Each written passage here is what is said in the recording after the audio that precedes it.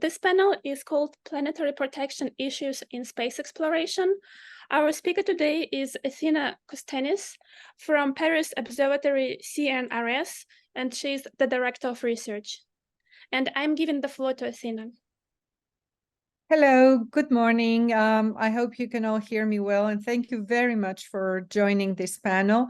I'm going to try and share my screen now and see if that works. Oksana, thanks very much for the introduction. Just let me know if everything is okay. Yes, we have right. we have 6 people. Yes, you can begin. Thank you very much. Okay, so yes, today I wanted to talk to you a little bit about something that many people have heard about, but not everybody knows, which is planetary protection. And this has to do very much with when we conduct space exploration, when we do missions, space missions, when we explore our nearby or far away space, we need to have some kind of control on what we carry with us and what we bring back. So what I'm going to try and do today is introduce this notion of planetary protection first, and then talk to you a little bit more about the applications that planetary protection has in enabling actually our space exploration. What we do is we are a part of the panel on planetary protection that COSPAR has put together. And I encourage you all to go see our website that is given here in my first slide, so that you can get even more information if you'd like to. So let me start by giving some ideas, some notions about what is planetary protection. And planetary protection is the practice actually of protecting solar system bodies from contamination by Earth, and also protecting our own planet, the Earth, from possible life forms that may be returned from space, from the outer solar system, and from the different bodies that we explore. Planetary protection is actually there to promote the responsible exploration of the solar system by implementing and developing efforts that protect the science, the explored environments actually, and the Earth. So the practices of planetary protection go back all the way to the Outer Space Treaty of 1967, and you'll hear more about the Outer Space Treaty throughout these seminars.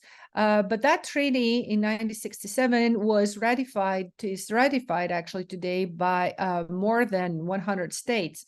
And in particular, the legal basis and the goal for planetary protection concerns 2 articles within the Outer Space Treaty, the Article 9 and the Article 6. I just wanted very quickly to remind everybody what these articles are, because it is very important in our job to realize that the parties of this treaty are engaged to pursue studies of the outer space, including, of course, the Moon, Mars, and other celestial bodies, and to conduct exploration of them, but at the same time to avoid any harmful contamination and also adverse changes in the environment of the Earth resulting from the introduction of extraterrestrial matter. And where necessary, everybody should adopt appropriate measures for this purpose. That is Article 9. Now, Article 6 states that the states parties to the treaty bear international responsibility for national activities in outer space, including, again, the Moon and the other celestial bodies, whether such activities are carried on by governmental agencies or by non-governmental entities. And these days, we're all very much concerned with non-governmental entities, that is the private sector that we all see very much active in the exploration of the solar system. And so the people that work in the private sector, the non-governmental entities, shall require authorization and continuing supervision by the appropriate state party to the treaty, which means that people who launch missions from places like, for instance, the US, they are submitted to the regulations of the United States. And of course, the Outer Space Treaty is a wonderful document. It has been put in place, like I said, to enable and to make sure that our exploration of the outer space is safe. And you can see here the different articles besides Article 6 and Article 9, where there is the exploration of and use of outer space, the principle for non-appropriation, the international law, and the United Nations Charter. We have articles that deal with weapons of mass destruction, with the astronauts as the ambassadors, the envoys of mankind, the responsibility for national activities, the liabilities for damage, jurisdictions and control over objects launched into space, how we can better cooperate and give mutual assistance, due regard, harmful contamination. All of these kind of items are within the Outer Space Treaty, along with the opportunity for observation of flight of space objects, and the most important responsibility to inform and notify people. So I just wanted to give you the basic principles, starting with what we call the forward contamination, which is of high concern to planetologists like myself. I'm a planetologist. I work with space missions, essentially with the outer solar system, but also other kinds of explorations. So the forward contamination is the transfer of viable organisms from the Earth to another celestial body. And this could compromise the science investigations that we want to perform on objects of our solar system. And just to stress the advantages of exploring pristine environments, we have an opportunity to learn more about our solar system, about our own planet, in ways that are not possible anymore on our evolved planet, and to therefore protect our investment and expectations in developing space missions of high science return. So this is the forward contamination that we want to avoid. And then we also have the backward contamination, which is the second concern here, which refers to protecting our planet and our biosphere by avoiding the transfer of extraterrestrial organisms, if such exist when we explore, back to the Earth's biosphere. And this is in line with the precautionary principle of environmental protection, but it's also simple prudence. You know, we need to protect ourselves and our planet. So indeed, one of the main items that govern space activities has to do with responsible exploration of the celestial bodies. And this task is in the mandate of one of the panels of the Committee for Space Research, or COSPAR. So the primary objective of this particular panel that I have the pleasure of chairing, this panel of COSPAR on planetary protection, is to develop, maintain, and promote actually the COSPAR policy and the associated requirements for the reference of spacefaring nations and to guide compliance with the Outer Space Treaty, which is the international standard.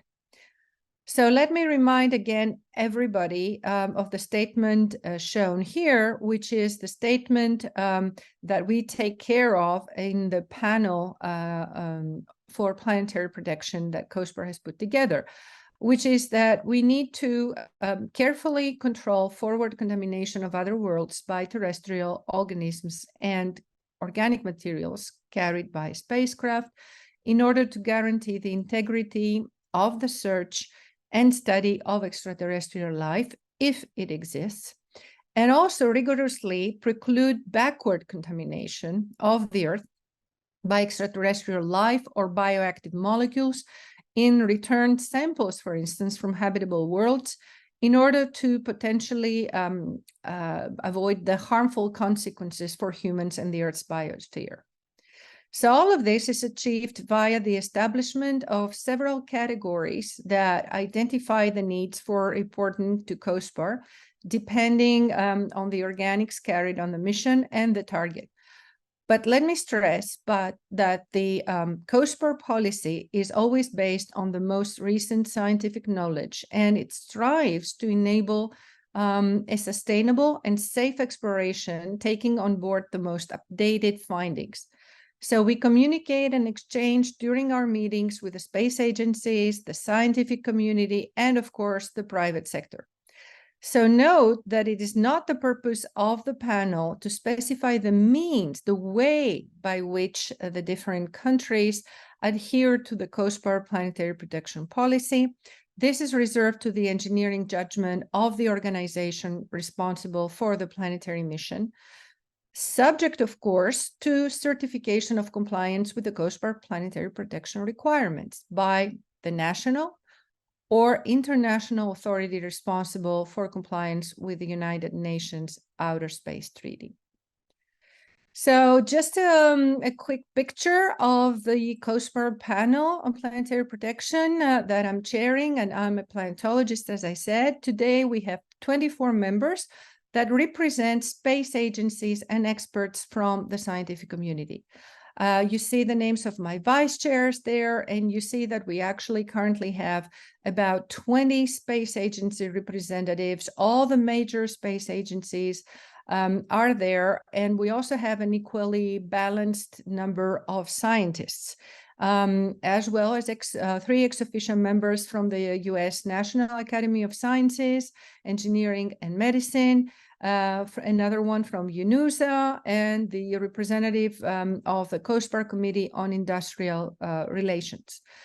At our meetings during the open sessions, the panel welcomes scientists, industry, and private sector representatives, interested parties, and observers. So we thus often have planetary protection related officers from NASA, ESA, and other agencies, but also representatives from SpaceX, Blue Origin, and other industrial companies, Airbus, OHB, and others. So the COSPAR panel was restructured in 2018 to the current format, and it can help by organizing workshops and meetings. And in general, it is an international forum bringing together all spacefaring stakeholders, including the very important, as I said before, private sector and commercial sector. The panel has the responsibility to inform and interact with the international community. And you can find more information on the panel and its work on the COSPAR website indicated again here. Just to give you an idea of how our meetings occur and what happens, you can see the most recent meetings. We have representatives, like I said, from the space agencies, but also from the National Academy of Sciences. We discuss defense and distinctions. We discuss the private sector. We discuss specific space missions that require advice on their planetary protection details, like, for instance, missions to the icy moons or to Mars or to Venus and so on. And we also have, like I said before, this open session where we inform the public, but then we also have a closed session in which we make recommendations to the Bureau of COSPAR that then validates any changes and updates to the policy. We recently have had several planetary protection sessions in Athens, Greece, where this summer in July took place the General Assembly of COSPAR. And you can see here some of our sessions. They have to do with the mission and implementation, the status, the research and development around planetary protection, and more such items. That General Assembly will be followed next year in 2024 with the 45th COSPAR Scientific Assembly in Busan in Korea. And again, you can find more details on these sessions at the Assembly's site. Now, because I'll be talking about categories hereafter, let me just flash this on you and remind everyone what are the planetary protection categories of COSPAR. They actually go from 1 to 5, and they reflect the level of interest and concern that contamination can compromise future investigations or the safety of the Earth. The categories and associated requirements depend on the target body and the mission type combinations, And basically, the first two categories concern bodies where we think that there is a very remote chance that a spacecraft could contaminate the environment and prevent scientific investigations. The other categories are concerned with possible contamination of target bodies. So, for instance, asteroids are in category 1, comets and the moon are in category 2. And again, take a look at our website and publications for more details, but I'll be speaking to some of these categories hereafter, more in detail. Also, planetary policies and requirements are accomplished via a construction of a few protection standards. For instance, the construction of sterile or low biological burden spacecraft, the development of flight plans that protect planetary bodies of interest. It can be the development of plans to protect the Earth from the return extraterrestrial samples, and the formulation application of space policy as it applies to planetary protection. And because I'm asked how this is performed, and again, this is not my panel's work, but the different entities that sent space missions out there, you see here the planetary protection standards that both the European Space Agency and NASA have put together. And you can see that they concern test hardware compatibility, clean flight hardware, how to measure the biological contamination, sterilization procedures, high temperature sterilization procedures, and for instance, bioburden controlled clean rooms.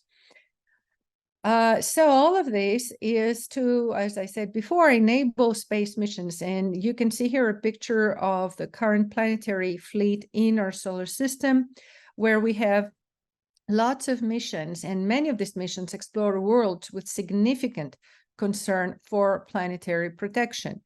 And of course, the Moon and Mars are our closest neighbors, so we are very concerned with them. This is actually one of the reasons why Mars missions have been taking place very actively ever since the beginning of space exploration. We've had more than 50 missions to Mars. So in my panel, we have looked at different things, and I wanted to give a couple of examples. Our panel is there to ensure that updates can be made to the policy when necessary.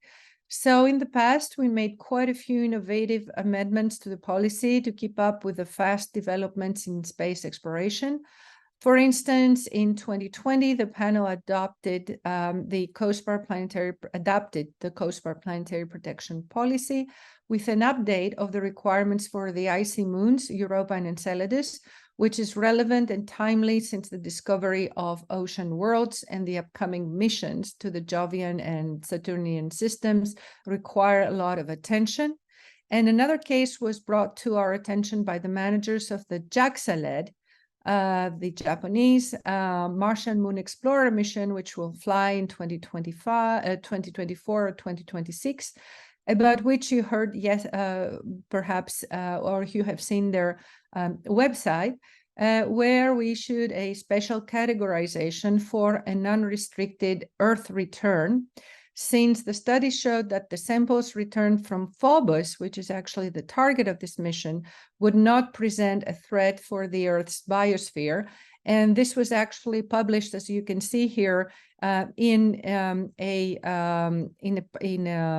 special issue of the Life Sciences and Space Research magazine, where you can find all the information and all the studies that took place before we got a recommendation for this particular category, an outbound category 3 and inbound category 5, unrestricted Earth return, because we think there is no particular concern for contamination with the samples brought back from Phobos.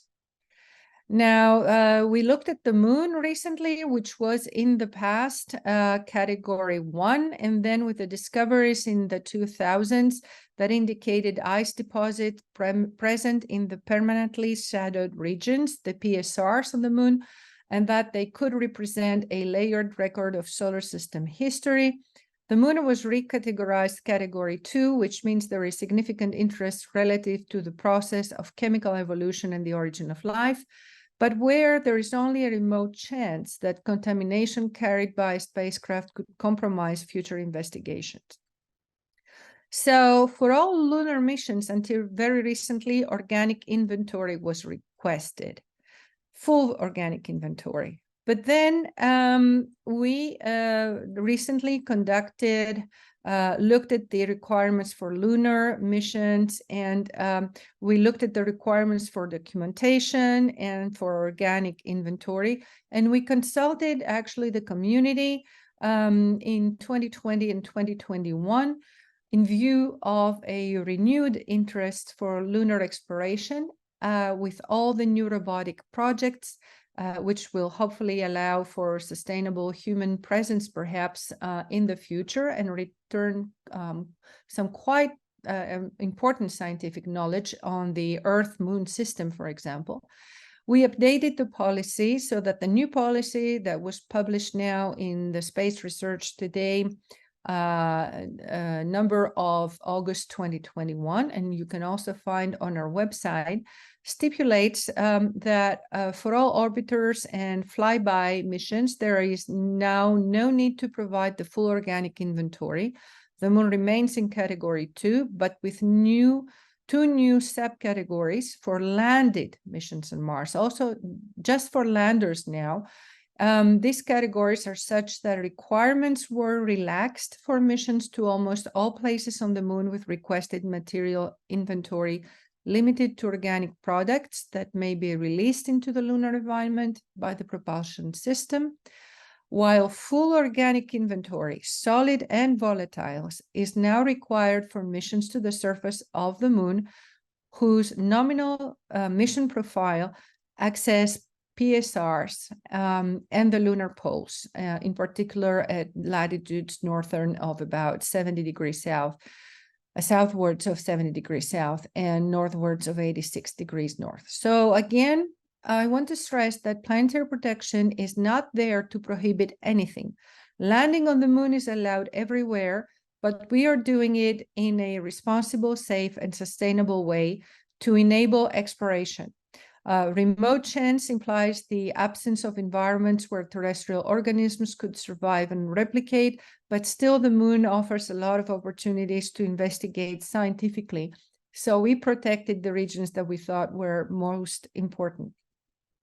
We also looked at the Venus habitability, and a subcommittee of our panel looked at the existing measurements in the Venus clouds that are found to be not special regions due to the low level of water in the clouds where the temperatures are mild enough.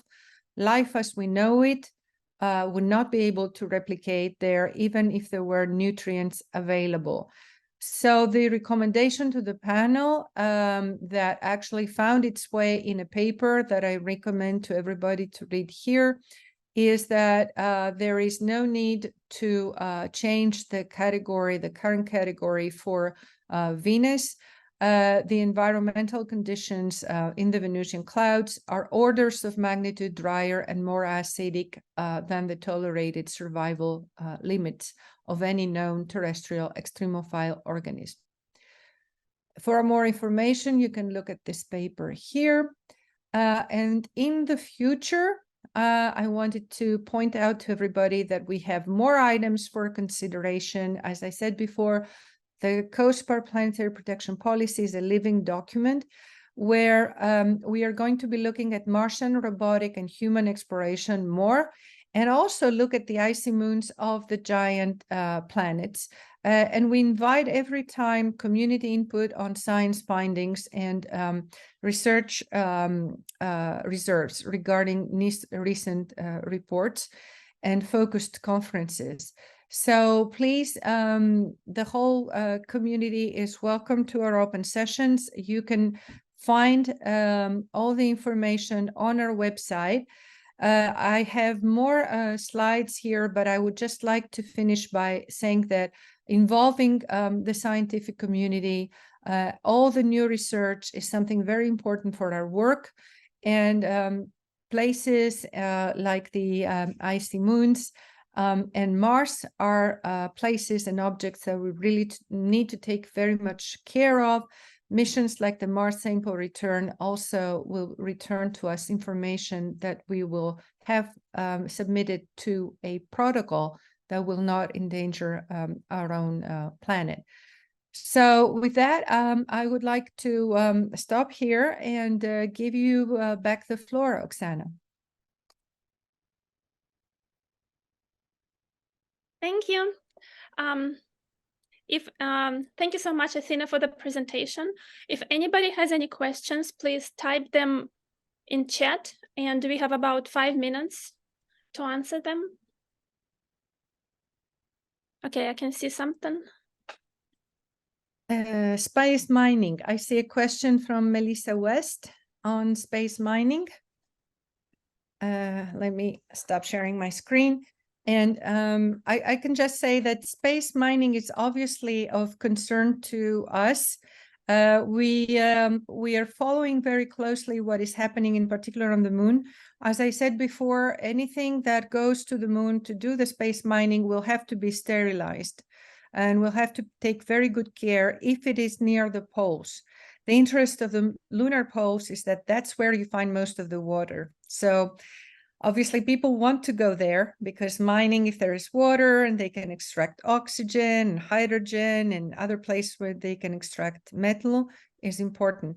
But for the time being, the mining projects are located around the equator, as far as I know. And after that, we'll have to be more careful. Thank you so much. There is another question. If you could read the question and then answer it. Yes, if we were to mine asteroids, would that cause an issue with the balance in the asteroid belt? From Terry Trevino.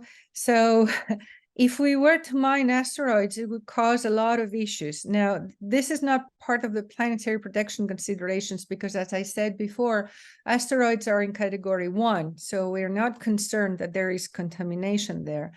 But all the issues of mining, and I can see that everybody here is very interested in issues of mining. These issues of mining are of concern to the scientific community, first of all. If you start mining asteroids, it's not that we have that many of them. We have some samples on the Earth, but it might cause an issue. I don't know about the balance in the asteroid belt, but it depends on how many asteroids would be mined. I'm answering as a planetologist because it's not, again, an issue of planetary protection. But indeed, mining has to be done in a very controlled and careful way. It falls under the Outer Space Treaty. Thank you so much. We have 1 more minute, so please type more questions if you have any more questions. Okay, I see something else. We can summarize it in maybe 1 sentence. Yes, Kristen. We indeed feel very concerned about what has already happened on Mars.